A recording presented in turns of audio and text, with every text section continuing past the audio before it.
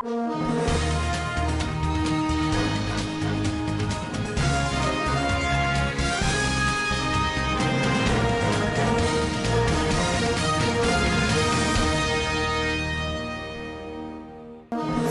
Usman Nagogo leads special task force to raid Kwali mining sites in the Bulletin government area. The Zamfara State chapter of the All Progressives Congress inaugurated 18 welfare committees for the 2020 Ramadan fasting. The Sultan of Sokoto directed us no Ramadan lectures and congregational prayers this year. On business, CCECC reacts to World Bank blacklist of some companies.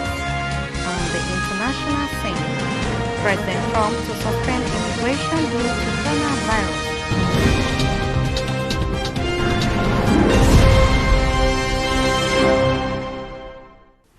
Hello viewers, welcome to Svtv News. I am Musa Joy Onyoza. In line with the federal government directives banning all mining activities across the country and the mandate given to the security agent to enforce the order, the Commissioner of Police Zamfara State Command CP Usman Nagogo led a special task force team to Kwali mining site in Bukuyi local government area. The mining sites were raided following an intelligence report that illegal miners were still operating at the site despite several warnings by the police command. 2 laborers, Hamisu Umar and Dahiru Mohammed, were arrested at the site while others escaped into the forest. One of the suspects, Hamisu Umar, confirmed the presence of foreign nationals such as Chinese, Koreans and Burkina working in collaboration with Nigerians, but they were not met during the raid operation. Meanwhile, the suspects are assisting the police with vital information that could lead to the arrest of their leaders. Some of the tools used for the illegal minings were recovered as exhibit. However, a combined team of mobile police and counter-terrorism unit have been deployed to take over the site to forestall further illegal mining activities. The Commissioner of Police therefore called on members of the public to obey government directives and that anybody who goes against the law of the land will be dealt with squarely. The Zamfara State chapter of the All Progressives Congress (APC) on Monday inaugurated 18 welfare package committees for 2020 Ramadan fasting. Speaking at the occasion in Gusau, the State APC Chairman Alhaji Lawal Liman Gabdon Kara said that the committees comprise state, zonal and local government areas. He said that in each of the 14 council areas in the state, the party formed an 11-man committee that will take the responsibility of sharing the Ramadan packages to the beneficiaries in their respective areas. In each of the 3 senatorial districts of the state, they also formed another 11-man committee charged with the responsibility of monitoring the exercise. Alhaji Lawal Liman Gabdo Kara listed the items to be distributed to members of the party and other people of the state to include assorted grains, cash and clothing, all of which he said were provided by the state APC leader Alhaji Abdulaziz Yari. He said that the gesture was to cushion the effect of the lockdown as a result of COVID-19. He urged the people of the state to use the Ramadan period to pray and seek for Allah's intervention to overcome the COVID-19, insecurity, and economic hardship all over the world. The Nigerian Governors Forum will be meeting on Wednesday, April 22, 2020, to review the COVID-19 situation so far and the various measures taken by state governments at various stages of the virus incursions into the country. In an invitation to the governors issued today by the Director General of the Forum, Mr. Asishana Bayo, that this will be the 6th teleconference for the governors since the COVID-19 pandemic slipped into the country. Mr. Asishana Okaru's invitation is asking the governors to prepare to discuss the journey so far and provide state-by-state update on the dominant issue of the season. 4 states, including Bauchi, Ogun, Lagos, and Oyo, will be invited to share their experiences with the rest of the country. The National Economic Council Ad Hoc Committee and the Presidential Task Force on COVID-19 are also expected to make presentations before the governors at the Wednesday meeting. The meeting will start at 2 p.m. will also deliberate on palliatives to the most vulnerable in the society and how the federal and state governments are collaborating on the pandemic and the type of assistance that the president will be rendering to the state. The previous 5 meetings have been attended by most of the governors, and their contributions have been as intensive as they were varied in approach. The first case of coronavirus infection has been recorded in Sokoto State. Governor Aminu Waziri Tambuwal, who announced this in a news briefing to people of the state, said the infected person is presently receiving treatment at the Usman Dan Fodio University Teaching Hospital in Sokoto. He added that the patient will be moved to the state-established isolation center at Amanawa for further treatment. The governor also said that as government and people of the state, they have been hearing about the dreaded disease which has now been recorded in the state. Alhaji Aminu Waziri Tambuwal noted that government and people of the state must therefore redouble their effort to contain the spread of the disease. He also announced that the state government may take further necessary measures to contain spread of the virus in the state. The governor appeals for more support and cooperation from all stakeholders in the fight against the pandemic in the interest of the people of the state and the nation as a whole. The Sultan of Sokoto and President General of Jama'atu Nasrul Islam, Alhaji Mohammed Saad Abubakar III, has said there will be no Ramadan lectures this year, following the COVID-19 outbreak. Alhaji Saad Abubakar declared that there will be no congregational prayers in mosques across the country this year. In a statement issued through the Secretary General of GNI, Dr. Khalid Abubakar urged all Muslims to pray at home as they cannot afford to be reckless with their lives. He urged Muslim faithfuls to recite the Holy Quran and listen to Ramadan lectures via the internet and other means available. It should be made known that all Salawatu Nawafil, including Taraweeh, are originally preferred to be observed at home, even though it is mustahab to observe it in the congregation. To sum it up, there will be no annual tafsir sections and no congregational Taraweeh in mosques until when the situation permits. We should therefore pray with our families at home and stay safe. Alright viewers, we'll go on a short commercial break, and when we come back, you hear that Governor Aminu Waziri Tambuwal of Sokoto State bars COVID-19 suspected patient from entering into the state. Stay tuned.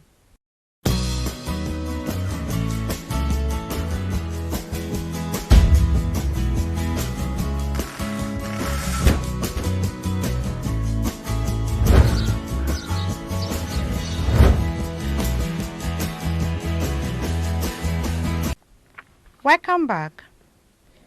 Sokoto State Governor Aminu Waziri Tambuwal has directed all security formations in the state to ensure that an indigene of the state whose son has been diagnosed as being positive for COVID-19 not to be allowed to enter the state. Governor Tambuwal gave the directive on Monday when he received the report of the Advisory Committee on the state-sponsored Ramadan feeding program at Government House, Sokoto. According to him, when he received a report that Alhaji Musa Bashar, whose son Abubakar had just returned from Dubai, United Arab Emirates, and was infected by the deadly virus, he advised him not to come to Sokoto State. Visibly worried by the insistence of the affected indigene seeking to breach the closure of the state border, Governor Tambuwal appealed to the Islamic scholars and other stakeholders in the state to prevail on Alhaji Musa Bashar, who is also the father of Abdurrahman Musa Bashar, an Abuja-based businessman, to stay away from the state. Governor Tambuwal emphasized to the people of the state that COVID-19 is real and no stone should be left unturned in ensuring that the disease does not enter the state. He applauded the work of the Advisory Committee on Ramadan feeding and prayed that Allah shall reward the members. He assured that the state government will ensure that the suggestions made in the report will enhance the delivery of the feeding program in line with the COVID-19 prevention guidelines. The chairman of the Presidential Task Force on COVID-19, Mr. Boss Mustafa, has apologized over violations that took place during the burial of the late Chief of Staff Abakari in Abuja on Saturday. Mr. Mustafa, who is also the secretary to the government of the Federation, says it is regrettable that social distancing was not observed during the burial. He made the apology during the daily briefing by the task force. The SGF said the PTF recognizes regrettably the unintentional violation of the principles and protocols that forms the core of the message to Nigerians at the funeral of the late Chief of Staff. Many people have turned out for the burial of the late Kyari on Saturday, milling together for prayers and at his graveside. The development sparked outrage among Nigerians as several guidelines put in place by the government to curb the spread of the COVID-19 pandemic were violated. Many people took to social media to condemn the move and demand violation, with the Nigerian Center for Disease Control putting out a message after the burial to remind people about the importance of avoiding mass gatherings. 38 new cases of COVID-19 has been recorded in the country. A breakdown of the cases show that there are 23 in Kano, 5 in Gombe State, 3 in Kaduna, 2 in Borno, 2 in Abia. The Federal Capital Territory, Sokoto, and Ekiti recorded 1 case each. As at 11:10 p.m. 2020 April, there are 665 confirmed cases of COVID-19 in Nigeria, 188 discharged and 22 deaths. The case in the country shows that Lagos has 376 cases, Federal Capital Territory with 89, Kano with 59, Osun with 20 cases, Oyo with 16, Edo State with 15, Ogun with 12 cases, Kwara State with 9, Katsina with 12, Bauchi with 7, Kaduna with 9 cases, Akwa Ibom with 9 cases, Delta with 4, Ekiti with 4, and Ondo with 3 cases. Others are Enugu with 2 cases, Rivers State with 2, Niger State with 2, Benue and Anambra with 1 case each. The rest are Borno with 3 cases, Jigawa with 2, Abia with 2, Gombe with 5, and Sokoto with 1 case. Kano State government has launched an investigation into mass death in the state with a view to getting the root of the matter, said Commissioner for Health Dr. Aminu Ibrahim Sanyawa, who disclosed this, said the state is concerned with social media report that there has been an upsurge in death which could not be explained. Government's reaction came on the heels of growing anxiety by residents over unexplained death in the city within the past 3 days. Attendant and undertaker at Dandlo Cemetery in Goron Duse within the metropolis told reporters that 61 bodies were buried between Saturday and Sunday alone. Similarly, at the Jadi Cemetery located at Court Road within the metropolis, 31 bodies were buried on Saturday alone. The Farm Center Cemetery, also within the metropolis, saw 27 burials took place on Saturday. At the Abattoir Cemetery around Kofar Mazugao in the metropolis saw the burial of 13 people from Zango quarters alone over 3 days last week. However, one burial attendant still said that normally during this period, they usually witness an upsurge in death, which is not new.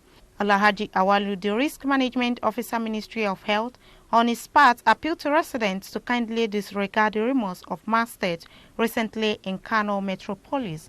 Alright, viewers, we've gone a short commercial break, and when we come back, Standard Voice Television News continues.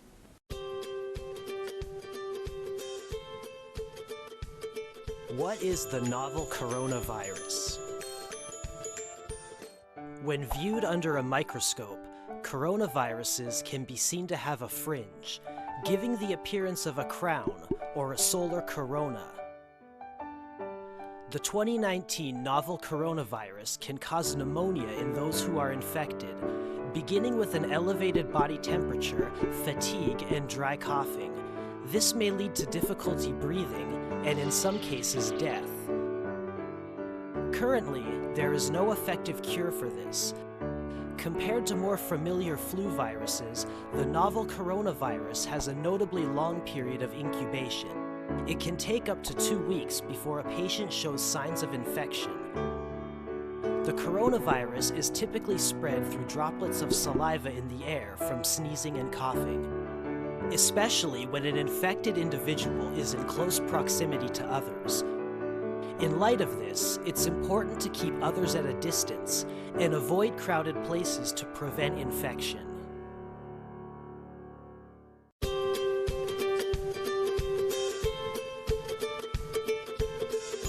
How can I prevent infection outside? When traveling distances, prioritize walking, bicycling, motorcycling, or taking your personal car. When taking public transportation, be sure to wear a mask. When in the workplace, keep a distance of 1.5 meters from anybody you must speak with. Avoid any meetings or gatherings in small, confined spaces. When eating at the same time as others, remember to keep your distance. Don't talk while eating. When shopping at places like supermarkets and shopping malls, try to go when less people are likely to be out. Try to avoid getting close to others. There will be more time for closeness in the future.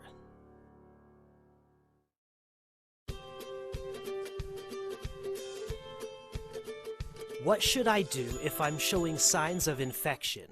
If you're showing possible symptoms, such as coughing or elevated body temperature, don't panic. Let's compare pneumonia brought about by the novel coronavirus to a cold and a flu. A cold is often caught in cold weather or as a result of exhaustion. Common cold symptoms include a stuffy nose, a runny nose, and sneezing. Full body symptoms are usually minor. A typical flu is caused by a common flu virus and can lead to respiratory tract infection. In addition to upper respiratory tract issues, those infected can also develop pneumonia. A flu is often accompanied by an elevated body temperature, headaches, muscle fatigue, and a loss of appetite. For those infected by the novel coronavirus, light symptoms will include elevated body temperature, coughing, and cold flashes, while the strongest symptom is having difficulty breathing, sometimes causing death. If your temperature exceeds 38 degrees and is accompanied by coughing or other symptoms, it's extremely important you get to a hospital to be checked to ensure that you are not infected and that you don't infect others.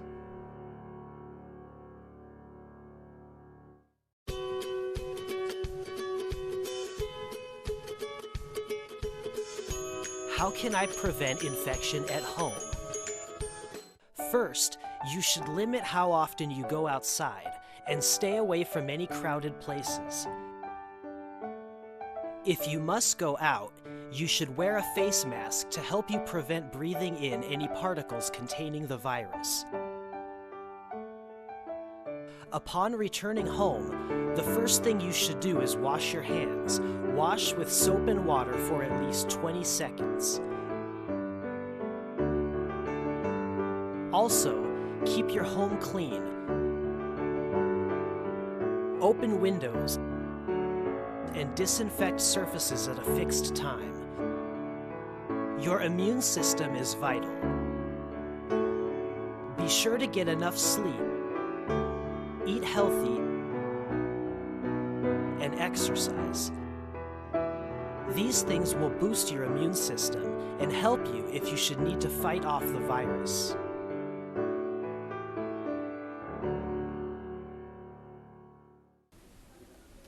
Welcome back on Business. Jemima Samuel has more detail.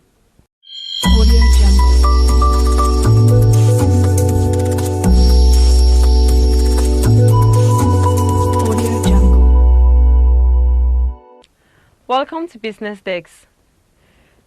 Some Chinese companies in Nigeria have been blacklisted by the World Bank for fraud and corruption.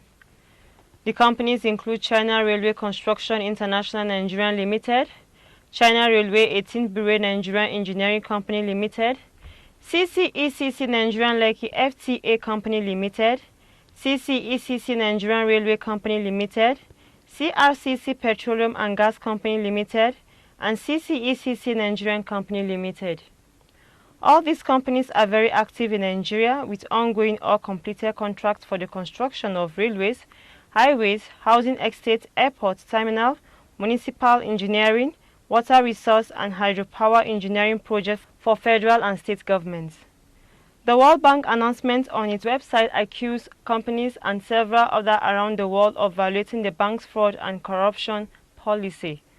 Consequently, the 6 companies were debarred and declared ineligible to be awarded any World Bank finance contract for at least a year between June 4, 2019 and March 3, 2020.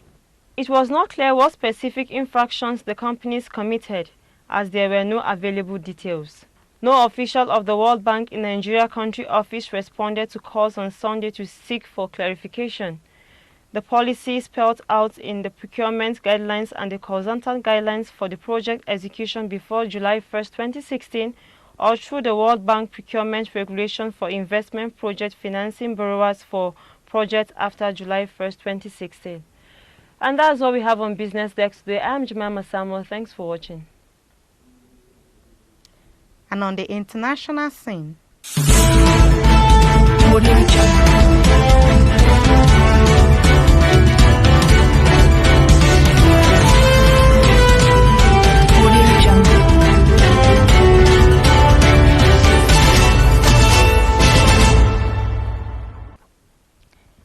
President Donald Trump said on Monday that he would temporarily suspend immigration to the United States because of the coronavirus pandemic, despite the U.S. already being the worst-hit country in the world.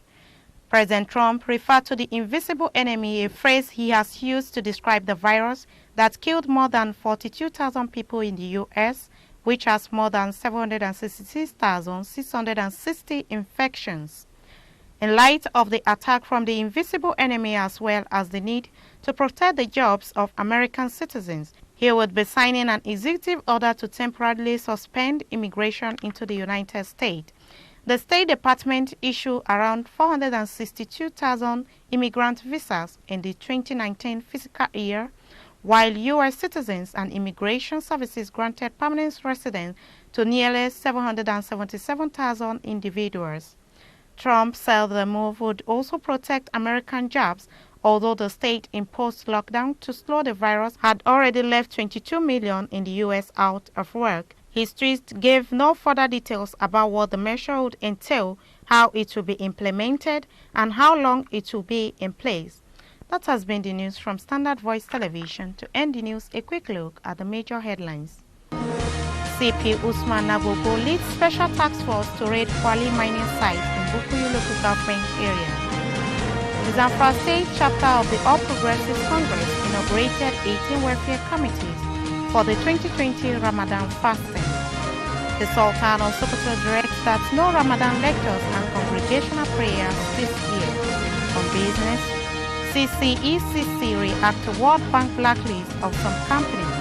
And on the international scene, President Trump to suspend immigration due to coronavirus.